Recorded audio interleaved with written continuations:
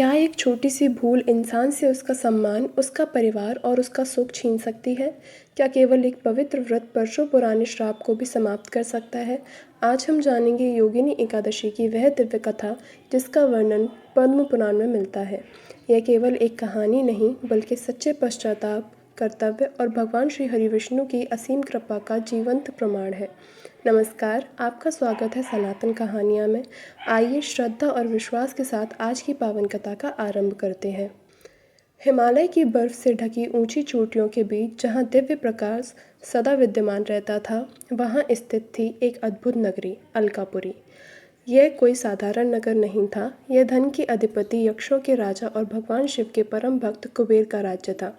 अलकापुरी के महल स्वर्ण और रत्नों से जगमगाते थे। चारों ओर सुगंधित पुष्पों के उपवन, मधुर संगीत और दिव्य वातावरण था।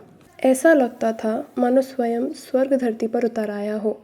लेकिन उस वैभव का सबसे बड़ा कारण धन नहीं था, बल्कि भगवान शिव के प्रति कुबेर की अटूट भक्ति थी। प्रतिदिन ब्रह्म मुहूर्त में कुबेर भगवान शिव का अभिषेक करते, सुगंधित पुष्प अर्पित करते और पूरे मन से उनकी आराधना करते। इस पूजा के लिए प्रतिदिन मानसरोवर से ताजे कमल और दिव्य पुष्प लाए जाते थे। यह कार्य किसी साधारण सेवक को नहीं बल्कि एक अत्यंत विश्वसनीय यक्ष को सौंपा गया था। उसका नाम था हेममाली। हेममाली अपने कर्तव्य के प्रति ईमानदार था। सूरज की पहली किरण से पहले ही वह मानसरोवर पहुंच जाता, सबसे सुंदर पुष्प चुनता और समय पर राजमहल पहुंचाकर भगवान शिव की पूजा का मार्ग प्रशस्त करता। वर्षों तक उसने बिना किसी भूल के यह सेवा निभाई। कुबेर भी उस पर पूर्ण विश्वास करते थे। लेकिन हर मनुष्य के जीवन में एक ऐसा क्षण आता है जब उसका मन और उसका कर्तव्य आमने सामने खड़े हो जाते हैं। हेममाली के जीवन में भी ऐसा एक दिन आया। वह अपनी पत्नी विशालाक्षी से अत्यंत प्रेम करता था। विशालाक्षी भी उससे उतना ही स्नेह करती थी। दोनों का जीवन प्रेम और सुख से भरा हुआ था। एक दिन यही प्रेम उसके जीवन की सबसे बड़ी परीक्षा बन गया। उस सुबह हेममाली हमेशा की तरह मानसरोवर से पुष्प लेकर लौट आया, लेकिन घर पहुंचते ही वह अपनी पत्नी के साथ बातचीत और स्नेह में इतना खो गया कि उससे समय का ध्यान ही नहीं रहा। उधर राजमहल में भगवान शिव की पूजा का समय निकला जा रहा था। कुबेर प्रतीक्षा कर रहे थे, लेकिन पुष्प अब तक नहीं पहुंचे थे। अलकापुरी के राजमहल में भगवान शिव की पूजा का समय निकट आ चुका था। पूरे महल में तैयारियां पूरी थीं। स्वर्ण कलशों में गंगाजल भरा जा चुका था। धूप और दीप प्रज्वलित थे। वेद मंत्रों की मधुर ध्वनि वातावरण को पवित्र बना रही थी। लेकिन एक चीज़ की कमी थी, मानसरोवर से आने वाले वे दिव्य पुष्प, जिनके बिना भगवान शिव की पूजा पूर्ण नहीं मानी जाती थी। धन के देवता कुबेर बार बार महल के द्वार की ओर देख रहे थे। उनके मन में एक ही प्रश्न था, हेममाली अभी तक आया क्यों नहीं? समय बीतता गया, लेकिन हेममाली का कोई कहीं पता नहीं था। कुबेर ने तुरंत अपने सेवकों को आदेश दिया, जाओ तुरंत पता लगाओ कि हेममाली कहाँ है। सेवक पूरे नगर में उसे खोजने लगे। कुछ समय बाद उनमें से एक सेवक तेजी से महल में लौटा। उसके चेहरे पर घबराहट साफ दिखाई दे रही थी। उसने हाथ जोड़कर कहा, महाराज, हेममाली पुष्प लेकर तो लौट आया था, लेकिन वह उन्हें लेकर महल आने के स्थान पर अपने घर चला गया। वह इस समय अपनी पत्नी विशालाक्षी के साथ आनंद में मग्न है। उसे भगवान शिव की पूजा का समय भी याद नहीं रहा। यह सुनते ही कुबेर का चेहरा क्रोध से लाल हो उठा।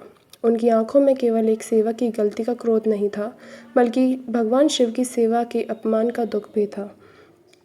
उन्होंने कठोर स्वर में कहा, जिस व्यक्ति को भगवान की सेवा का सौभाग्य मिला हो, यदि वही अपने कर्तव्य को भूल जाए तो उससे बड़ा दुर्भाग्य और क्या हो सकता है। पूरी सभा मौन हो गई। किसी की भी हिम्मत नहीं थी कि एक भी शब्द बोल सके। कुछ ही क्षणों बाद सैनिक हेममाली को राजसभा में ले आए। अभी कुछ देर पहले जो अपने घर में प्रसन्न था, अब वही भय से कांप रहा था। उसके हाथ जुड़े हुए थे, सिर झुका हुआ था और आंखों में पछतावा साफ दिखाई दे रहा था। वह समझ चुका था कि उससे बहुत बड़ी भूल हो चुकी है। कुबेर बोले, हेममाली, क्या तुम्हें याद है कि तुम्हारा सबसे पहला कर्तव्य क्या था? हेममाली की आंखों से आंसू बहने लगे। महाराज, मुझसे भूल हो गई, कृपया मुझे क्षमा कर दीजिए। ऐसा दोबारा कभी नहीं होगा। लेकिन कभी कभी केवल क्षमा मांग लेना पर्याप्त नहीं होता। कुछ भूलों का परिणाम पूरे जीवन को बदल देता है। कुबेर ने अपनी आंखें बंद की और फिर ऐसा श्राप दिया जिसे सुनकर पूरी सभा स्तब्ध रह गई। राजसभा में ऐसा सन्नाटा छा गया था कि मानो समय भी कुछ पल के लिए ठहर गया हो। सभी की निगाहें धन के देवता कुबेर पर थीं।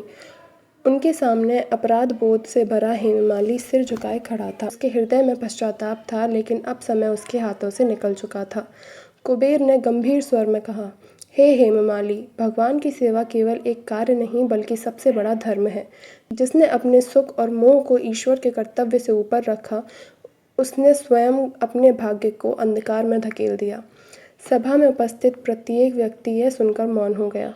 किसी के पास हेममाली के पक्ष में कहने के लिए एक भी शब्द नहीं था। तभी कुबेर ने अपना दाहिना हाथ उठाया और कहा, मैं तुम्हें श्राप देता हूँ कि आज से तुम्हारा यह सुंदर और दिव्य शरीर नष्ट हो जाएगा। तुम भयंकर कुष्ठ रोग से पीड़ित होगे। तुम्हें अलकापुरी से निष्कासित किया जाता है। अब तुम जंगलों में अकेले भटकते रहोगे और अपने कर्मों का फल भोगोगे। जैसे ही ये शब्द समाप्त हुए, उसी क्षण एक अद्भुत परिवर्तन होने लगा। हेममाली का तेजस्वी शरीर धीरे धीरे अपना प्रकाश खोने लगा। उसकी त्वचा पर भयंकर घाव उभर आए। उसका सुंदर चेहरा पहचान में नहीं आ रहा था। कुछ ही क्षणों में वह दिव्य यक्ष से एक असहाय रोगग्रस्त व्यक्ति बन चुका था। हेममाली ने कांपते हुए अपने हाथों की ओर देखा। उसकी आंखों से आंसू बहने निकले। हे प्रभु, मुझसे इतनी बड़ी भूल कैसे हो गई। उसने एक बार कुबेर की ओर देखा, लेकिन अब निर्णय हो चुका था। राजसभा के द्वार उसके लिए हमेशा के लिए बंद हो चुके थे। जिस अलकापुरी में कभी उसका सम्मान होता था, आज वहीं लोग उससे दूर हटने लगे। जिस पत्नी विशालाक्षा के साथ उसने जीवन के सुखद क्षण बिताए थे, अब उससे भी उसे अलग होना पड़ा। कंधों पर ना कोई सामान था, न साथ चलने वाला कोई अपना। केवल पश्चाताप, पीड़ा और अकेलापन उसके साथी थे। वह जंगलों की ओर चल पड़ा। दिन बीते, महीने बीते, फिर वर्ष भी बीत गए। कभी भूख से व्याकुल होकर वह सूखे फल खाता, कभी प्यास बुझाने के लिए नदी का जल पीता।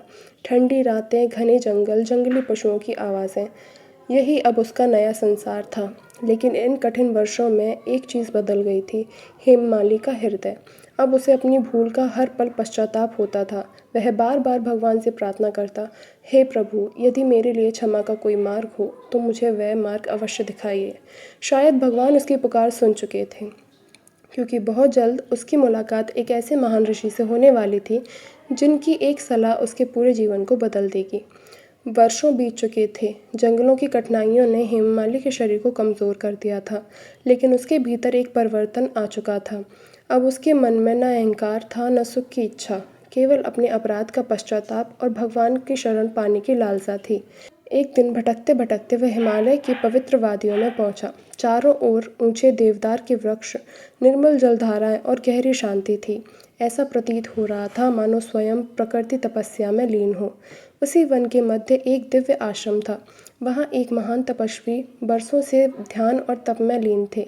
उनके मुख पर तेज ऐसा था कि मानो सूर्य की किरणें भी उनके चरणों में आकर ठहर गई हों।